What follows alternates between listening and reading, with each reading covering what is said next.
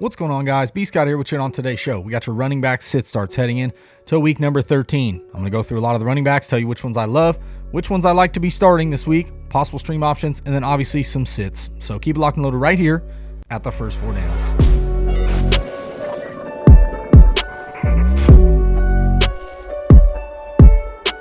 What's going on, everybody? Welcome back. As I mentioned in the preview, we're going through your running back sit starts heading in to week number 13. Honestly, tons and tons of injuries at the running back position, so there's lots of starts, sneaky ones this week. So before we get to today's content, don't forget, like the video, subscribe, share a thumb bell for all your fantasy information all season long. I have it all. And if you have any comments, any running back that I don't mention, drop in the comment section. I'll be glad to give you my advice. Start, sit, pick two, pick three, whatever questions you have.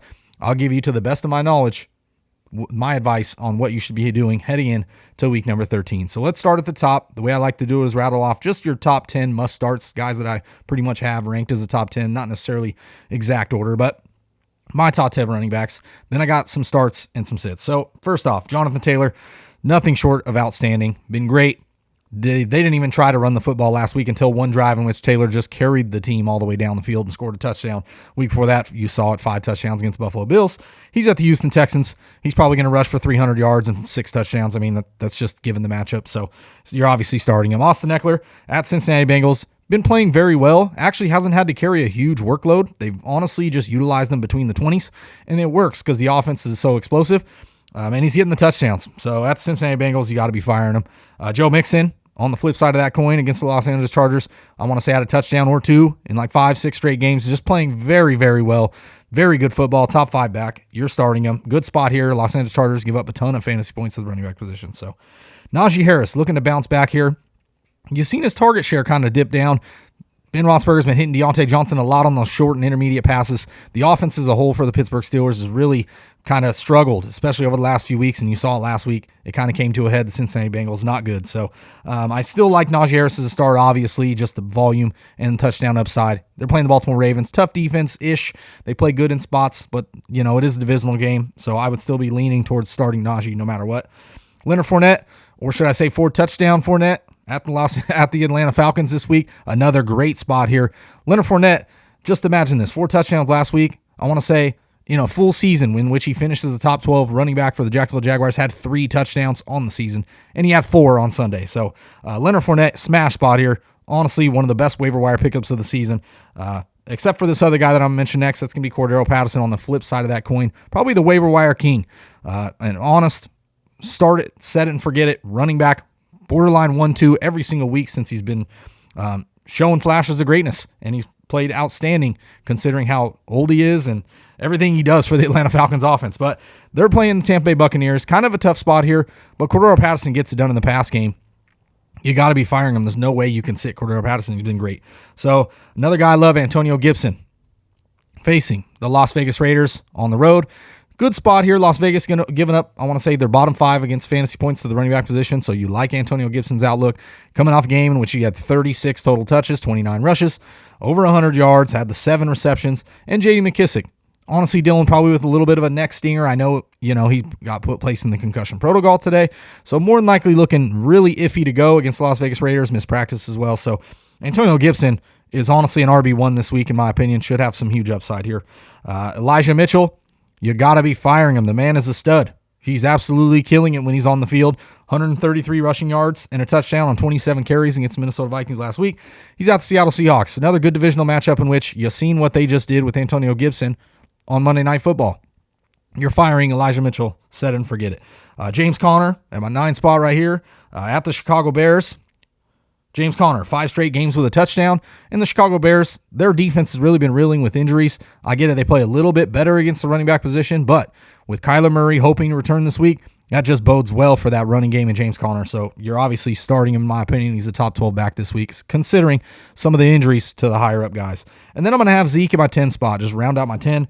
At the New Orleans Saints, just a tough spot. The Saints still have given up a very few yards and very few fantasy points to the running back position on the season. So it's not a great outlook for Zeke. I mean, Zeke always carries the touchdown upside, the receiving ability and receiving work, but Zeke hasn't literally gotten it done on the ground in the last 5 weeks. 5 straight games under 51 yards. 51 is the most he's had in 5 straight weeks. not getting it done on the ground, dealing with a little bit of an injury. And I would say it's a short week, but it's actually a full week of practice considering they played last Thursday night. You're starting Zeke here, but don't be upset if he gets you 10, 12 fantasy points tops because it is a tough matchup. So now I got a couple running backs. If they're obviously in, you're starting them. One's Alvin Kamara facing the Dallas Cowboys. If he's active and available, you probably got to start him here. Limited to practice this week. Hasn't played in 3 or 4 weeks, so I get it. He could be a little bit rusty. And Dallas is pretty good against the running back position as a whole. But if it's Alvin Kamara, there's no way you're sitting him if he's available. Could be limited in the game, but it's tough to sit Alvin Kamara if he's available. And then Darrell Henderson facing the Jacksonville Jaguars, dealing with somewhat of a quad strain. We haven't really heard anything about practice just yet. It's Wednesday morning, so later on we'll hear some more information. But if he were to miss the game, obviously Sony Michel's a set it and forget it replacement in a great run-first offense. Well, not necessarily run-first as of late, but they need to get back to running the football. But you're starting Sony Michel in that case if Darrell Henderson were to miss. Jacksonville Jaguars, a good spot there. So now let's get to some running backs that I think you should be starting no matter what. Set it and forget it this week. One is Alexander Mattison. Now, yeah, he probably finished inside the top 10 for me anyway, but I'm going to have him here as a start just in case people don't know. Alexander Mattison's very good running back, very capable backup to Dalvin Cook. Really a 1B, 1A type situation. They're both very effective in the 2 games Alexander Mattison played. This earlier this season when Dalvin Cook missed 25 carries for 113 yards, I want to say, and 26 carries for 112 yards. In those games, respectively. One of those games was versus the Detroit Lions, in which I want to say he had 1 or 2 touchdowns receiving. So Alexander Mattison is just a smash spot here. He's at the Detroit Lions. 3rd most fantasy points to the running back position. 17 total touchdowns. That's 2nd most in the league, only to the Jets. And like I said with Mattison, his upside, 25 to 30 touches is possible in this matchup. So there's no way you could sit Alexander Mattison, to be honest, and RB1 going forward if Dalvin Cook, however many games Dalvin Cook is out. So my next start, Jamaal Williams of the Detroit Lions on the flip side of that coin. He's facing the Minnesota Vikings. 9th most fantasy points to the running back position. They allow 4.5 yards per carry, 133 yards and a touchdown. That's what they gave up to Elijah Mitchell just last week, Minnesota did. And Williams, it's pretty much a volume play here. DeAndre Swift looking like he's going to miss multiple weeks. Honestly, he's a young stud running back. I don't see why they would rush him back. They have nothing to play for. They don't have a win on the season. So Jamaal Williams, for the foreseeable future, I could see 20-plus carries. And the Detroit Lions, 4th highest rush play percentage over the last 3 games in the league. So they're running the ball a lot. And I think Jamaal Williams is going to be in line for probably close to 20 touches here at least, probably 15 to 18 on the ground.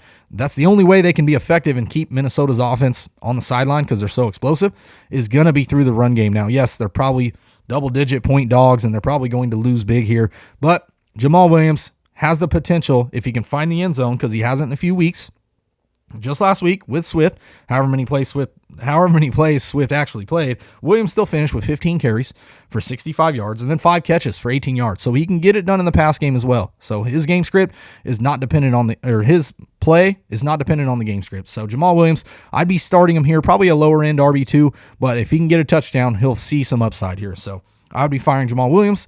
Another guy I like, Boston Scott for the Philadelphia Eagles. Now Miles Sanders dealing with a little bit of an injury, something like an ankle. We haven't had the practice report come out yet. It is Wednesday.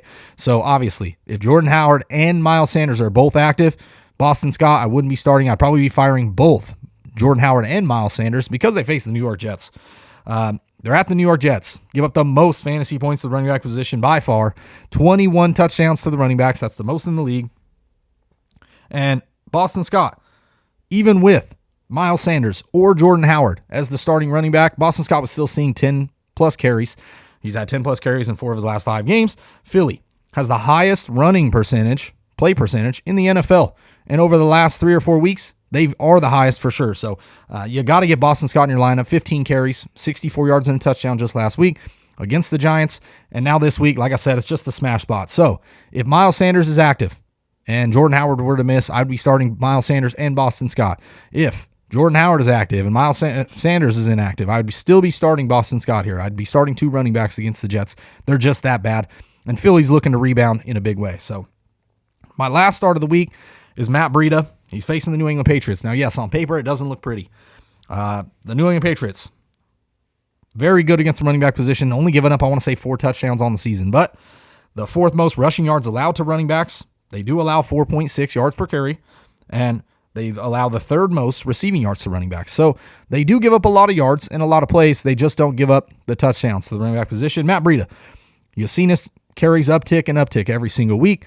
You see if Zach Moss is inactive once again. They're leaning towards Breida getting more and more work. And I'm thinking of the game script. What are the Patriots going to try and do? They're going to try and play the secondary as tough as possible. They're probably going to limit their blitzing against Josh Allen. Josh Allen has thrived in the past against blitzes, so they're going to drop in coverage. Josh Allen's been throwing the ball a lot and getting a lot of turnovers, throwing a lot of interceptions. So I think if the Bills can turn it around and hand it off to Breida, where he can get 10 to 12 carries at least and see close to 40, 50 yards, maybe finds the end zone in this one. Plus in the receiving game, he was out-touched by Devin Singletary last week, but Breida's still getting acclimated, and I like his explosiveness compared to Devin Singletary. So if Zach Moss are once again to be inactive, I like Breida as a potential low-end flex-type option where I think he could have a decent day here in a tough matchup where the Buffalo Bills, I think the game script's not going to matter. Breida's going to play a decent amount. So now on to some sits, some guys that I just think have tough matchups and players I'm staying away from altogether. First one is Saquon Barkley. It's a tough matchup. He's at the Miami Dolphins. 8th fewest fantasy points to the running back position. Have not allowed a touchdown to a running back since week number 7. They've played very well. Very good defense on the last 4 or 5 weeks. They've really picked it up and turned it around. No running back has cleared 75 yards since week 4 against these Miami Dolphins. And Saquon Barkley just 19 carries over his last 2 games. And now you got Mike Glennon under center. Is that a negative or a positive? I don't know, because Daniel Jones stinks. He's stunk on the season so far. I get it. They're dealing with lots of injuries. Don't have all the pass catchers. But the offensive line's not playing well. Saquon Barkley had 40 rushing yards, I want to say, last week. And he had a carry for 32 yards. So it's just not looking pretty for Saquon Barkley's outlook. He's going to need a touchdown to get that value. Now, yes, if you play in a full PPR league, Saquon Barkley is still seeing 5-6 targets per game. So, yes, you can warrant starting him. Just realize that he's probably going to be on that lower-end RB2 side and hoping to get a touchdown to get into the mid-range of the RB2s. If you're in a standard or a half-point PPR, Saquon could be on your list of the guys out, considering some of your other options. So Saquon Barkley, I just think he's going to have a tough week this week. They're on the road against Miami Dolphins, who've been playing great, especially at home. So Saquon, to me, is a sit if you have better options. Another guy that is a sit for me, Damien Harris. And I sat him last week, and he got a touchdown on 40 yards. You know, he finished with, I want to say, 11.5 fantasy points in PPR scoring. So it didn't kill you, but they're playing the Buffalo Bills, the 7th fewest fantasy points to the running back position. They've only allowed huge days to Jonathan Taylor and Derrick Henry, on the season. They've allowed 10 touchdowns on the season. 8 of those touchdowns were to Jonathan Taylor and Derrick Henry. The rest of the season, the other 9 games that they've played, they've allowed just 2 touchdowns. So it's not a good outlook for Damien Harris here.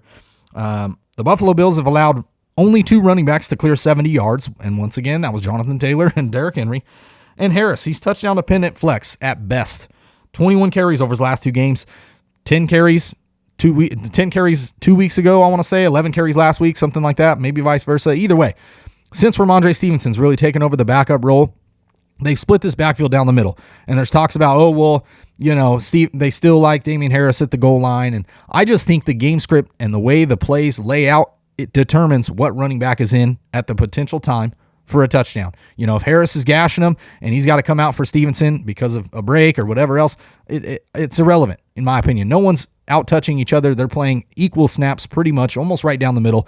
And I know Ramondre Stevenson, he got 4 or 5 carries of his 9 carries, I want to say last week, in the fourth quarter when they were way up in that game. But still, I don't like the outlook here against the Buffalo Bills team. Yes, of course, I think they need to run the football heavily, and I think they'll be able to get after it with the pass catchers, knowing that Tre'Davious White's out for the Buffalo Bills. So I don't love Damien Harris in the matchup here. Now, yes, if you still got him as a low-end flex option or you got to roll him out there in deeper leagues as your RB2, I understand. Just be sure and safe to know that it's going to take a touchdown for him to get over that 10-point threshold. He just doesn't get it done in the receiving game. So some other running backs I don't like or love at all, Seattle running backs. I'm sitting both of them, DJ Dallas and Alex Collins. You could probably sit them the rest of the year. Seattle, their offense just looks completely dismantled. They cannot run the football at all. Alex Collins, 14 yards on 7 carries or something like that last week. Just not good. Not good numbers. They're at the San Francisco 49ers. They're middle of the pack against the running back position, but I can't trust any of it. Collins has cleared 50 yards just once on the season, and he's got 0 touchdowns since week 6. So what value does he hold? And he doesn't get it done in the receiving game. So, and the San Francisco 49ers, 7th fewest rushing yards allowed on the season. They do give up some touchdowns, but still, they don't give up a lot of yards. And DJ Dallas, yes, he has some PPR value. I want to say he had 4 or 5 catches last week. So he does hold a little bit of low-end PPR value, but if you're reaching for these guys, you're really, really struggling. Hopefully you're in a deeper league. But for me, I'm sitting both of them all together. There's no way I can trust any Seattle running backs at this time. So then we got our last sits of the week. It's the Houston running backs. Rex Burkhead, David Johnson. We hope Burkhead would pick up some slack and hopefully find the end zone in a great matchup against the New York Jets. It just didn't happen, didn't come to fruition. Now they got the Colts defense. The Colts, yes, coming off a game in which they allowed Leonard Fournette 4 touchdowns, and Rojo found the end zone in that one, so 5 touchdowns. They've allowed 5 touchdowns to the Bucs just last week. The rest of the season, the other 10 games on the season, they've allowed 5 total touchdowns to the running back. So they've been very, very good against the running back position. And this just smells like the Colts are going to blow out the Houston Texans in a big way. I don't love either one, David Johnson or Rex Burkhead, this week. So that's it. That's your running back sit starts heading in to week number 13. So if you have any questions about any running backs, drop in the comment section. I'll be glad to give you my advice. Sit, start, pick 2, pick 3, start this guy over that guy. Whatever questions you got, drop in the comment section. I'll be glad to give you my advice to the best of my knowledge heading in to the week number 13. So once again, like the video, subscribe, share, thumb bell for all your content. I do all the sit starts, waiver wire. Any questions you want to ask, you can drop it in any video, and I always get back to all my fans, obviously. So for the first 4 downs, it's been B. Scott, and I'm out.